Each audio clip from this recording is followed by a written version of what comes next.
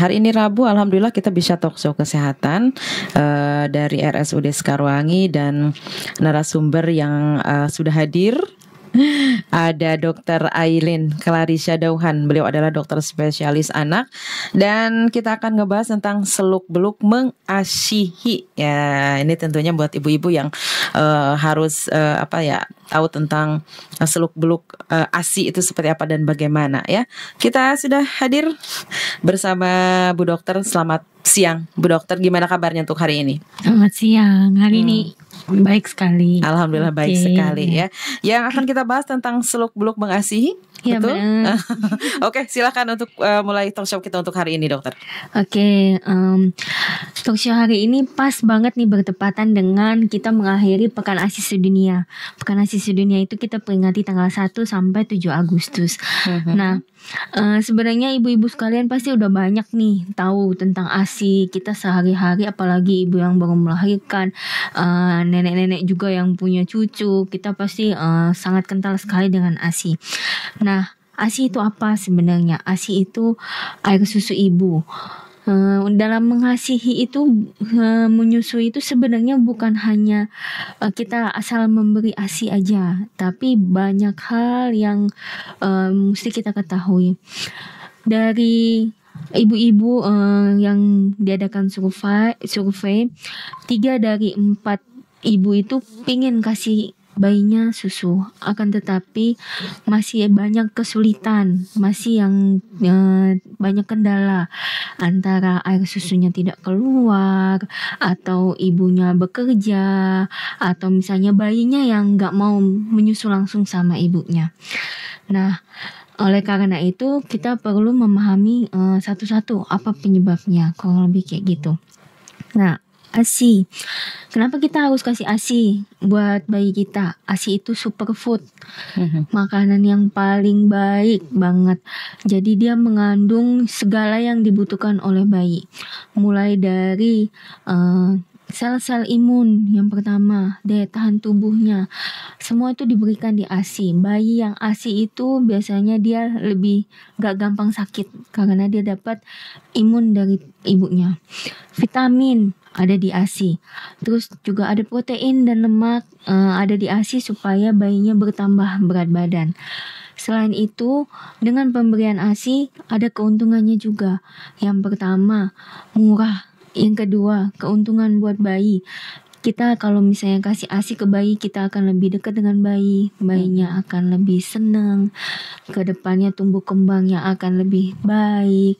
Kita juga sebagai ibu, selain kita lebih memiliki koneksi yang kuat dengan bayi, kalau kita kasih ASI, menurunkan kejadian kanker juga buat ibu. Jadi ASI itu benar-benar superfood yang kayaknya untuk zaman sekarang itu kita harus benar-benar tahu, kita harus kasih yang terbaik buat bayi gitu. Jadi banyak sekali manfaatnya dari ASI, terutama untuk bayi ya. Untuk ibu sendiri, manfaat ASI itu apa nih, Dokter? Manfaat ASI untuk ibu itu yang pertama, dari penelitian aja yang ada, kalau ibu yang kasih ASI ke bayi ternyata mengurangi depresi pasca melahirkan. Karena yang pertama, karena dia fokusnya teralihkan. Jadi dia lebih fokusnya untuk lihat bayinya dia seneng dengan cara, apalagi kalau dia DBF ya, direct breastfeeding, dia pikirannya nggak akan ke macam-macam, nggak akan menjadi waduh. Kalau biasa kan depresi pasca melahirkan itu terjadi kalau misalnya ibunya mikir capek sendiri nanti saya, terus tidak ada yang bantuin, semuanya saya udah melahirkan, ngurus bayi. Tapi di satu sisi kalau kita lihat bayi dengan kita lihat waktu kita DBF, direct breastfeeding, terus kita lihat hormon secara natural itu hormon untuk endorfin, untuk kesenangannya itu akan meningkat. Jadi mengurangi buat ibu sendiri itu mengurangi depresi pasca melahirkan. Mengurangi angka kejadian kanker hingga 4 kali menurunnya. Kanker, terutama kanker payudara, terus kanker yang rahim, kanker yang organ-organ untuk hormon, semuanya itu menurun 4 kali kejadiannya pada ibu yang memberi ASI. Terus yang ketiga, terus ibu yang memberi ASI secara langsung DBF itu tidur malamnya diteliti lebih panjang dibandingkan ibu yang tidak memberi ASI atau bayinya lewat dodot. Nah, jadi untuk ibu sendiri itu ada keuntungannya dan itu banyak gitu. Jadi ada beberapa ibu-ibu yang memang tidak bisa menyusui dengan beberapa faktor tadi. Berarti ada satu ini ya, mengurangi rasa depresi. Berarti ibu yang tidak menyusui ini berarti yang suka marah-marah ini jangan menyusui. Jarang. Sekarang kan memang karena dituntut keadaan juga ya dok ya. Ibu-ibu kan memang bekerja. Maksudnya kasihan juga si bayi yang nggak pernah merasakan ASI eksklusif seperti itu. Nah itu kan sebenarnya bagusan ASI atau susu formula? Oke, yang pertama ASI itu superfood, jadi bagusan ASI. ASI itu dia mengandung segala yang dibutuhkan bayi. Misalnya gini, bayi untuk umur-umur pertama, kadang kan dia imunnya masih rendah, kadang dia bisa sakit ketularan kakaknya atau siapanya yang di rumah. Sebenarnya dia kalau misalnya menyusui langsung, dia tidak butuh minum obat. Dengan pemberian ASI kadang dia menguatkan imun, dan bayi itu dengan mengecap langsung ke payudara ibu, biasanya dia akan memberi sinyal kalau misalnya mah, ibu saya ini lagi sakit nih, lagi sakit pilek. Jadi ibunya itu waktu dia mengecap, ibunya itu akan mengeluarkan hormon yang akan merangsang dari tubuh ibunya untuk mengeluarkan imun terhadap sakit bayinya, sakit flu-nya. Jadi dengan mengecap gitu, bayinya kasih tahu saya flu, ibunya akan kasih obat-obat untuk flu-nya itu dari yang anti flu-nya itu yang ada di ASI ke bayinya lewat ASI. Jadi bayinya itu akan lebih kuat melawan dan biasanya lebih sehat. Itu salah satu keajaiban ASI. Tanpa kita harus misalnya kasih obat-obatan dari dokter. Apalagi bayi-bayi misalnya bayi masih 2 bulan, 3 bulan pertama gitu kan, yang kadang-kadang masih sedikit batuk gokok atau pilek sedikit. Nah itu dengan ASI saja mereka pasti bisa baik kayak gitu. Jadi ASI itu yang terbaik. Dia bisa menyesuaikan sesuai umur bayi. Kayak misalnya bayi berat badan lahir rendah, bayinya lahir misalnya cuma 2,5 gitu, dia kasih tahu ke ibu saya butuh berat badan naik banyak. Dengan mengasih, kalau mengasihnya efektif, dia bisa naik berat badannya sesuai, karena ibunya ASInya pasti lebih banyak lemaknya, seperti itu. Untuk penggunaan susu formula hanya disarankan apabila ada indikasi dokter, misalnya ibunya benar-benar nggak bisa ngasih ASI ke bayi. Kalau misalnya apa? Itu yang pertama, kalau misalnya ibu dengan penderita HIV, itu disarankan tidak kasih mix, artinya ibunya tidak boleh ngasih ASI campur susu formula. Penderita HIV, kalau ibunya HIV, kalau mau ngasih susu formula harus susu formula terus. Kalau mau ngasih ASI harus ASI terus. Tidak boleh dicampur. Kadang ASI, habis itu nanti dia kasih susu formula. Karena kalau yang nyampur itu meningkatkan risiko penularan. Jadi kalau ibu dengan penderita HIV, sebaiknya kita sarankan udah susu formula aja, tidak boleh di mix. Yang kedua, kalau misalnya dari bayinya itu ada penyakit kelainan metabolisme bawaan. Artinya dengan mengkonsumsi ASI, dia ada misalnya dia sesak napas atau dia diare atau dia kurus terus menerus, tapi itu harus ditemukan dan di screening oleh dokter yang bilang oh ini dia sakit itu sehingga dia tidak boleh ASI. Terus yang kedua, kalau bayinya berat badan lahir sangat rendah, misalnya bayi lahir di bawah 2000 gram atau di bawah 2 kilo. Bayinya misalnya lahirnya 1500 gram, sehingga dia butuh susu formula tambahan yang kalorinya lebih tinggi supaya naik berat badannya lebih cepat. Kadang bayi yang 1500 gram, jika ibunya mau kasih ASI itu bisa, tapi kita kasih tambahan suplemen Jadi HMF namanya, Human Milk Fortifier. Di dalam ASI ibunya kita tambahan seperti serbuk supaya naikin kalori. Nah itu bisa. Tapi kalau misalnya tidak terdapat HMF itu berarti untuk menaikkan berat badan karena dia mesti minumnya sedikit bayi. Kalau di bawah 2 kilo biasanya diberi tambahan susu formula. Tapi kalau bayinya sehat lahirnya, sebisa mungkin kita kasih ASI karena ASI itu yang terbaik gitu. Jadi memang untuk ASI dan susu formula itu tidak boleh dicampur ya dok ya? Sebaiknya kalau HIV tidak dicampur. Dan kalau sekarang kalau bisa kasih ASI eksklusif akan lebih baik. Tapi ya kembali ke keadaan masing-masing. Kan ada juga penyebab selain tadi penyakit untuk HIV, ada juga penyebab misalkan pas baru melahirkan ternyata si ASI ibu itu kurang gitu, nggak ada. Nah itu kan apa sih penyebabnya bisa kurang gitu air susunya itu? Oke. Jadi gini, untuk keberhasilan menyusui itu sebenarnya saat sekarang itu kita tentukan dari sebelum melahirkan. Karena sebelum melahirkan itu kita perlu dukungan dari kita sendiri, kita benar-benar mau menyusui atau tidak. Bayi kalau hari pertama dia lahir, lambungnya itu masih kecil sekali. Sehingga kalau misalnya kita nggak kasih air susu atau kita nggak kasih minum dalam 24 jam pertama pun, it's okay, tidak apa-apa gitu. Jadi kalau memang dari sebelum melahirkan ibunya udah aku pingin kasih ASI gitu. Jadi 24 jam pertama dia bertekad, dia kasih tahu ke suaminya atau omanya yang mendukung, kita tunggu ya 1 hari ini, kita usahakan ASInya dulu, baru nanti jangan buru-buru kasih susu formula. Itu sebenarnya boleh dan itu butuh tekad yang kuat. Jadi yang dari pertama kalau kita mau mengasihi, keberhasilan pertama adalah dari sebelum melahirkan udah ada dulu komitmen dari ibunya dan pendukungnya mau ngasih ASI. Nah saat melahirkan, apalagi melahirkan pertama kali, pasti nggak keluar. Gimana caranya? Inisiasi menyusui dini. Jadi bayinya yang setelah melahirkan, bayinya tidak ada kendala apa-apa, tidurkan di dada ibunya.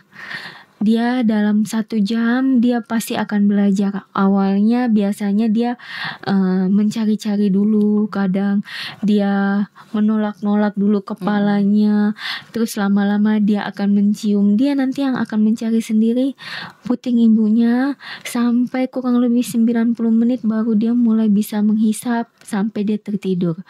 Nah, isapan bayi itu yang akan merangsang keluarnya ASI pada ibu.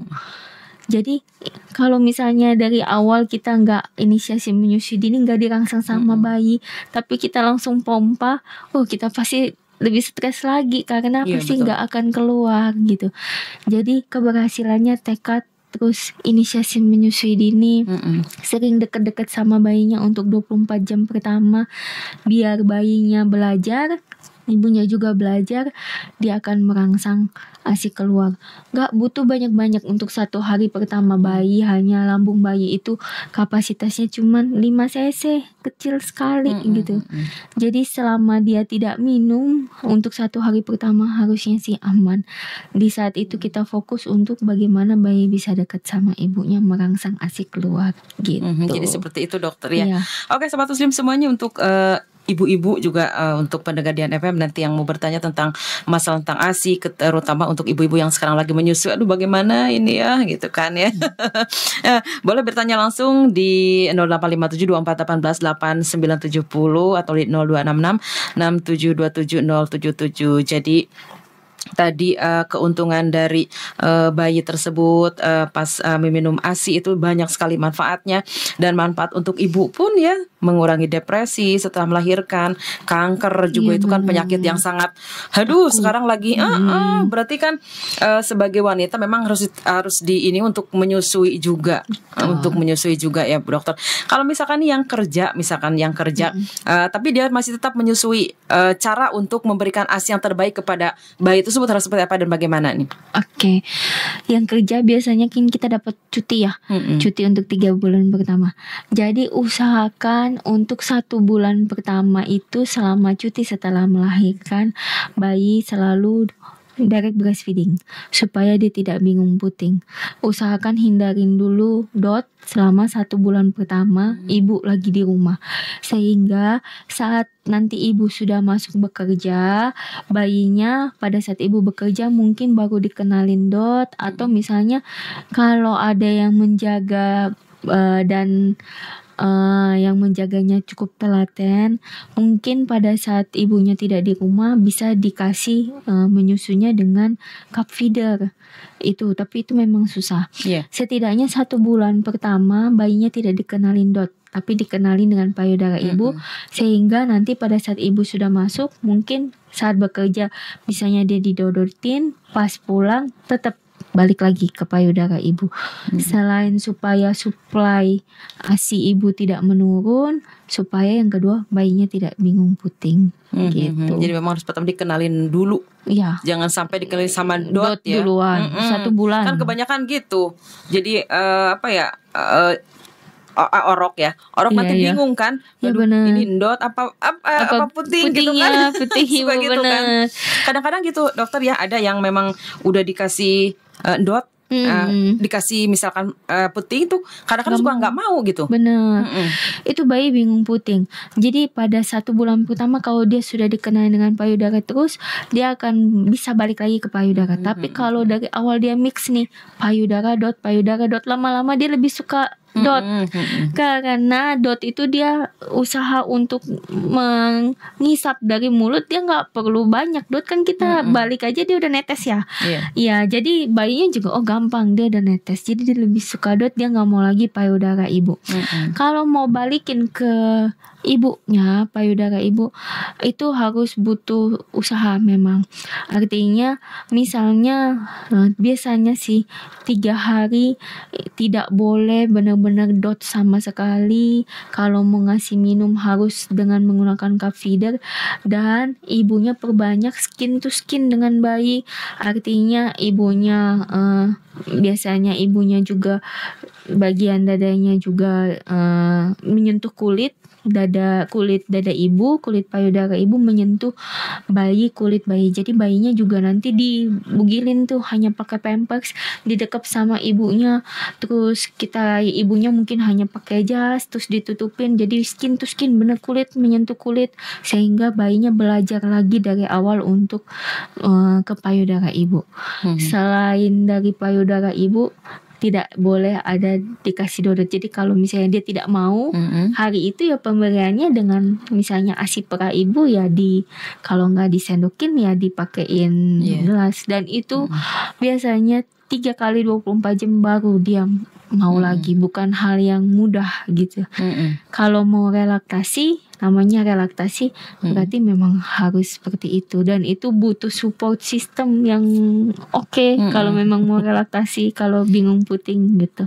Jadi supaya bayi tidak bingung puting, kalau memang mamahnya mau bekerja nanti 1 bulan pertama usahakan jangan kenalin DOT dulu. Pokoknya gitu. Khusus payudara susu dulu, gitu aja ya. Oke, sobat muslim semuanya, menarik sekali tentang bahasan kita tentang ASI untuk hari ini. Dan sekali lagi untuk sobat muslim yang mau bertanya, saya tunggu, dan kita akan break dulu mendengarkan beberapa pariwara berikut ini. Silahkan untuk kembali ke studio 1. Oke, lanjut. Bu Dokter, ini udah ada beberapa pertanyaan yang masuk juga ke Instagram Dian FM, ke Instagram juga ada juga yang masuk ke WA-nya Dian FM. Yang pertama, normalnya untuk mengasihi berapa lama? Terus juga ada orang tua yang ngasih anaknya bukan sofur ya, atau susu formula, tapi semacam susu kental, itu bagaimana? Dan juga ada yang ngasih teh manis. Itu bagaimana tuh pendapat Bu Dokter? Oke, yang pertama, mengasihi itu sebaiknya berapa lama gitu. Nah, yang kita tahu itu ada namanya ASI eksklusif. ASI eksklusif itu 2 tahun. Nah, 6 bulan pertama kalau namanya ASI eksklusif itu yang kita kasih itu sebenarnya ASI saja. tidak diberikan minuman lain. Nah, kalau misalnya dia udah pernah diminumin sufok, ya memang namanya bukan ASI eksklusif lagi. Ya memang kita memberikan ASI. Itu masih nggak apa-apa ya. Tapi kalau misalnya ASI kita mau ngasih ke anak, sekarang itu kalau ASI eksklusif 2 tahun, tapi dari penelitian sebenarnya lebih dari 2 tahun pun nggak masalah. Hanya memang di atas 2 tahun, kalau kita mau ngasih ASI, berarti kita harus membatasin. Tidak terus-terusan ASI. Kenapa? Dalam 6 bulan pertama, ASI itu dia masih cukup kalorinya untuk bayinya itu yang belum terlalu aktif, supaya bertambah berat badannya, bertambah tinggi badannya, kecerdasannya bertambah. Setelah 6 bulan dengan ASI, kita harus kasih makanan pendamping ASI karena badannya kan udah lebih besar. Udah mulai duduk bayinya, udah mulai nanti berdiri bayinya. Sampai 2 tahun udah banyak lagi perkembangan. Makanya kita harus kasih makanan pendamping ASI karena dari ASI saja kalorinya tidak cukup. Jadi kita harus kasih tambahan nih kalori dari yang lain. Nah, kalau misalnya di atas 2 tahun lebih besar lagi anaknya. Kalau kita masih mau tetap berikan ASI boleh, tapi jangan kita ya udah, karena kadang anak ASI itu setelah 2 tahun nanti datang keluhannya susah makan. Kenapa? Tahu-taunya dia nempel, terus dia nenen udah 2 tahun juga dia masih nenen, terus sama ibunya dia nggak mau makan, ya udah ibunya kasih nenen, ya pasti anaknya udah kenyang sama ASI, nggak cukup kalorinya. Kalau di atas 2 tahun kita kasih ASI saja, jadinya dia tidak mau makan, berat badannya nggak nambah. Itu yang sering dikeluhin sama ibu. Tapi kita boleh kasih ASI di atas 2 tahun asal kita batasin, kita tahu batasnya. Yang diutamakan di atas 2 tahun adalah anak itu makan. ASI itu hanya untuk comfort anaknya, maksudnya untuk menenangkan. Kalau dia mau cari ketenangan ke ibunya, boleh tetap dikasih. Kayak gitu. Oke. Terus tadi yang pertanyaannya, kalau susu kental manis. Susu kental manis itu isinya cuma gula. Jadi dia nggak ada gizinya gitu. Jadi sebaiknya susu kental manis jangan dikasih buat anak kita karena tidak ada gizinya. Dia gula aja, malah nanti meningkatkan risiko ke depannya. Anaknya ada yang dikasih susu kental manis gendut-gendut aja, tapi ya nanti risiko diabetesnya meningkat ke depannya. Jadi jangan sebaiknya. Kalau teh juga jangan, karena teh itu menghambat penyerapan zat besi. Jadi anak sebaiknya jangan dipaparkan dengan teh, karena kalau misalnya anak sering tiap hari minum teh, dia mau makan daging itu nggak keserap nanti zat besinya dari daging merah. Mau makan hati ayam nggak, kalau dibarengin teh zat besinya nggak serap, dibuang. Jadi nanti lama-lama dia tidak ada penyerapan zat besi, bisa anemia atau kurang darah. Gitu. Jadi kalau memang mau memberi makan, apalagi 2 tahun pertama, masa-masa emas pertumbuhan anak, sebaiknya kita kasih yang dipilih, yang terbaik. Jangan kita kasih yang memang kita tahu oh ini nggak boleh gitu. Oke, seperti itu ya. Dan ini juga ada yang masuk dari Mbak Cindy Tria Oktaviani. Terima kasih dokter. Ketika pumping ASI tercampur darah, apa ini boleh dikasih katanya? Pertanyaannya, terima kasih untuk Mbak Cindy Tria Oktaviani. Oke. Jadi kalau misalnya kita pumping ASI-nya campur darah nih, tetap boleh ASI itu dikasih ke bayi, kecuali bayinya yang nggak mau. Kalau misalnya bayinya masih mau, kasih aja. Cuma nanti kita perhatikan, jangan kaget karena ASI-nya kan ada darahnya. Jangan kaget kalau misalnya nanti BAB bayinya agak jadi coklat untuk beberapa saat. Nah itu berarti karena dia meminum ASI yang ada darah.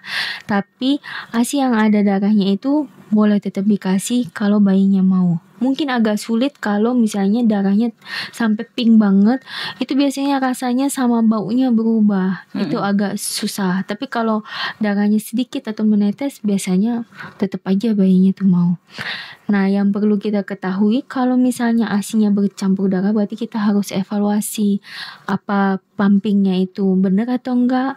Berarti biasanya alat pumpingnya tidak cocok, atau misalnya corongnya ukurannya tidak pas, atau metodenya yang kurang pas sehingga dia berdarah, sehingga kita tidak boleh meneruskan metode cara pumping kita seperti itu terus menerus, nanti kita lecet terus gitu. Tapi boleh-boleh aja, boleh. asal bayinya mau. Kalau bayinya mau boleh dikasih. Tidak ada ruginya buat bayinya. Terus berapa banyak pas bayi menyusui, beberapa banyak itu kan ya, untuk bayi dikasih ASI. Maksudnya tiap hari itu berapa kira-kira? Ada batasannya nggak? Kebutuhan ASI. Betul. Kalau dengan ibu direct breastfeeding, artinya dia nenek langsung sama mamanya semau bayi. Ya, jadi bayinya dia akan kasih clue gitu ya, kasih kayak tanda, mama aku mau mimi, boleh dikasih. Dia mau sehari misalnya 1,5 jam sekali, 2 jam sekali, itu boleh.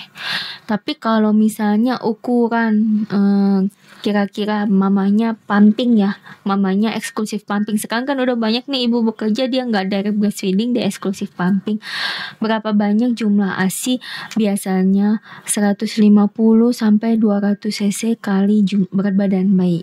Nah, jadi misalnya berat badannya itu dia sekarang 8 kilo misalnya, kebutuhan ASI itu 8 kali 150, berarti 1,200 ya, kurang lebih 1,200 cc per hari itu dibagi misalnya 8 kali minum, berarti dia sekitar 150 per 3 jam, seperti itu, kurang lebih 150 sampai 200 cc kali berat badan bayi. Kalau mau tahu jumlah kebutuhan ASI per harinya. Tapi kalau yang direct breastfeeding nggak usah dihitung-hitung, pokoknya kapan dia minta kasih. Nah, kadang ada juga yang nggak sampai segitu, misalnya dia nggak sampai targetnya, misalnya anaknya nggak minumnya sebanyak itu. Kalau dikali-kali, misalnya anak saya 8 kilo tapi anak saya nggak minum 1,2 liter sehari, nggak apa-apa. Yang penting kita tahu tanda kecukupan ASI. Jadi ada pipis dalam setiap 4 jam sekali, bayinya pipis, bayinya juga aktif aja, dan berat badannya naik sesuai target per bulannya. Terus kalau misalnya yang bayinya menyusu langsung, bayinya dia puas sampai tertidur, lelap dan tidak kebangun-kebangun. Nah, itu berarti dia cukup ASI. Gitu.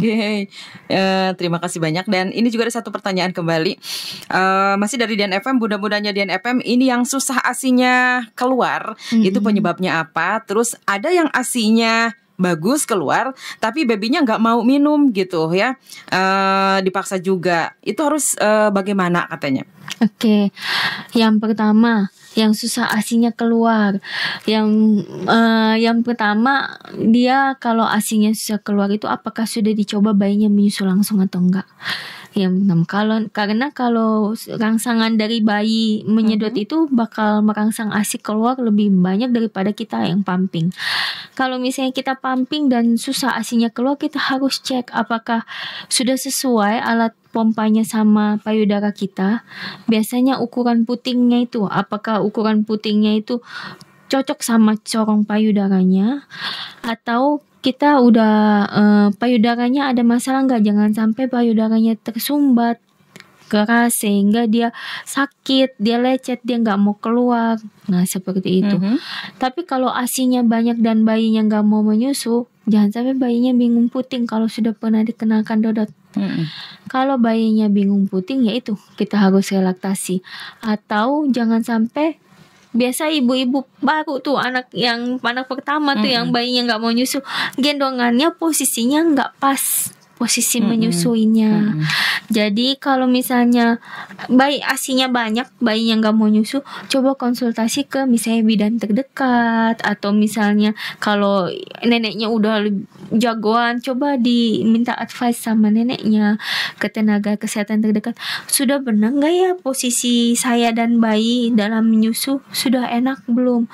Bayinya biasanya kepalanya enak di depan puting payudara, semua badan menghadap sehingga dada ibu menempel sama perut bayi.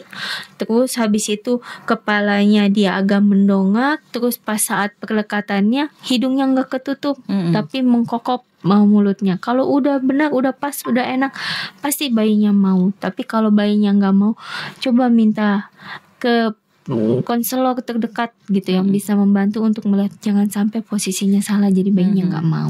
Jadi posisi itu juga mempengaruhi. Betul. Oke. Dokter, apakah pumping dan langsung memberikan ASI ke bayi ada perbedaan kualitas ASINya nggak? Oh, secara kualitas pasti ada beda. Karena yang tadi saya jelaskan, kalau misalnya bayi dengan menyusui langsung, dia bisa memberikan sinyal ke payudara ibunya apa yang sedang dia butuhkan saat itu. Sedangkan kalau dengan pumping itu tidak. Pumping, kalau misalnya kita pumping ya ASI kita memang tetap ada semuanya, tetap ada sistem imun buat bayi, vitamin, protein, lemak, tapi dia tidak akan mendapat sinyal misalnya bayinya lagi sakit, mah saya lagi sakit gitu. Jadi saya butuh banyakin yang sistem imun untuk melawan flu misalnya gitu. Nah itu dengan direct breastfeeding dia bisa, tapi dengan pumping tidak gitu. Perbedaannya cuma seperti itu sih. Jadi kualitas dengan yang direct breastfeeding pasti akan lebih sesuai dengan bayi itu sendiri dibanding pumping. Tapi dua-duanya sama-sama bagus. Gitu. Ini lanjutannya kembali, maksimal berapa lama hasil ASI disimpan hasil dari pumping? Kalau kita pumping berarti ASI misalnya di ruangan biasa tidak dimasukkan kulkas bisa sampai 4 jam. Kalau kita masukkan ke dalam kulkas itu kalau misalnya kita bawa ini cool box terus kita bekerja gitu, kita bawa dry ice di dalam ice gel seperti itu, dia bisa sampai 12 jam. Kalau di dalam kulkas dia bisa 3 sampai 4 hari. Di dalam freezer yang satu pintu yang misalnya kita nggak pernah buka campur dengan makanan itu bisa sampai 6 bulan. Tapi kalau yang freezer yang 2 pintu yang kita sering buka 2 sampai 3 bulan gitu. Jadi kalau di luar ruangan dia 4 jam aja. Kulkas bisa 3 sampai 4 hari. Gitu. Jadi seperti itu ya, dokter. Tinggal beberapa menit ke depan saja, masih ada pariwara yang harus lewat dulu. Nanti kita akan lanjut kembali di obrolan kita tentang ASI tentunya. Silakan Bu Nan. Ini dokter untuk pertanyaan-pertanyaan terakhir yang masuk ya. Salah satunya adalah masih tentang ASI. Ini tipsnya seperti apa jika menyimpan ASI hasil pumping? Takutnya kan tercampur misalkan ada bakteri atau apa, misalkan seperti itu. Tipsnya biar lebih aman. Betul. Untuk penyimpanan ASI itu sebaiknya memang di wadah tertutup. Yang terbaik itu adalah di wadah kaca yang tertutup supaya tidak juga terkontaminasi dengan plastik. Akan tetapi kadang dengan plastik steril ASI itu juga boleh, tapi tidak boleh digunakan berulang kali kalau dengan plastik. Tapi kalau dengan wadah kaca itu kan bisa lebih hemat, kita bisa cuci, steril, kita pakai lagi. Terus untuk yang sekarang itu ada metode penyimpanan yang lumayan bisa memudahkan. Artinya ASI metode pitcher atau dia dikumpulkan di satu wadah kaca yang besar, itu ASI dalam 1 kali 24 jam bisa kita kumpulkan simpan di wadah kaca besar asal suhunya sama. Jadi misalnya pumpingan yang pertama kita sudah taruh di wadah kaca toples besar, terus pumpingan yang kedua kita mau campurkan ke situ, sebenarnya boleh tapi kita dinginkan dulu minimal 2 jam supaya suhunya sama, baru kita campurkan lagi ke wadah yang kaca yang besar tertutup. Jadi kita bisa ngumpulin dalam ASI 24 jam itu di satu wadah aja yang besar, nanti baru kita bagi-bagi. Nah itu metode sekarang yang lumayan kalau untuk ibu-ibu ASI perah itu yang lumayan memudahkan. Sehingga kita tidak membutuhkan banyak banget wadah kecil-kecil banyak gitu, tapi kita bisa menyimpannya di satu toples besar untuk ASI yang sama 24 jam asal kita samakan dulu suhu kulkasnya. Oke, pertanyaan kembali, ini memberhentikan anak dalam memberikan ASI yang tidak membuat trauma itu bagaimana? Terkadang kan ada yang misalkan ditempelin tinta hitam atau merah atau dikasih yang pahit-pahit biar tidak menimbulkan trauma pada anak. Cara memberhentikan yang bagus itu, yang efektif itu seperti apa? Menyapi maksudnya. Oke, kalau misalnya menyapi itu kita soundingkan dulu. Misalnya bulan depan adek udah mau ulang tahun ya, udah mau 2 tahun. Kalau sudah besar, adek nanti nggak nenek mama lagi ya, gitu. Terus kita mulai dari misalnya belajar, misalnya bayi anak ASI kan pasti tidurnya lengket tuh sama mamanya. Adek udah besar, nanti kalau udah besar nanti tidurnya nanti mama kasih kamar sendiri, misalnya kayak gitu, supaya berkuranglah dulu nenek malamnya gitu. Habis itu makin mendekat coba di jam dia mulai mau minta nenek udah didistraksi dengan diganti, misalnya kita kasih snack seperti itu, perlahan-lahan tapi tidak sekaligus kita langsung ngekat gitu, memang nggak bisa, pasti dia marah-marah. Paling kita distraksinya pelan-pelan, misalnya mengurangi, yaitu misalnya pisahin kamar dulu supaya mengurangi ASI nenek yang malam dulu. Habis itu nanti kalau siang misalnya kegiatan kalau udah mau deket-deket nyapi ya berarti kalau dia lihat mamanya langsung mau nempel ya berarti yang ajak main siang misalnya dia sama kakaknya atau ayahnya dulu. Semakin hari frekuensi menyusui semakin berkurang baru di stop. Kalau misalnya sampai tidak bisa 2 tahun nggak apa-apa, 2 tahun lebih, tapi yang penting perlahan-lahan sampai dia siap, ibunya siap menyapi, anaknya siap disapi. Oke, jangan sampai menimbulkan trauma pada anak. Benar. Terakhir pertanyaan dari Pina di sini, manfaat untuk bayi banyak, untuk ibu banyak. Sekarang untuk suami ada nggak sih manfaat menyusui itu? Oh, ada dong. Dengar tuh bapak-bapak, ada ya. Manfaatnya apa, Dok? Yang pertama, duitnya hemat, tidak beli susu formula. Wah, itu lumayan banget Hemat, tuh. ya. Yang kedua, dengan ibu menyusui ke bayinya langsung, dia kan sudah punya quality time sama bayi. Pasti waktu dia akan lebih banyak supaya dia bisa quality time dengan suami. Karena yang hilang itu biasanya ibu habis melahirkan pasti beda deh, fokusnya anaknya. Nanti lama-lama bapaknya juga ngomel, nggak ada waktu buat saya. Tapi kalau misalnya dia udah nih waktu quality time-nya pas menyusui, bayinya udah tidur nyenyak, biasanya nah dia daripada sibuk untuk bayinya, dia bisa quality time sama ayahnya. Jadi gitu. itu manfaat untuk bayi.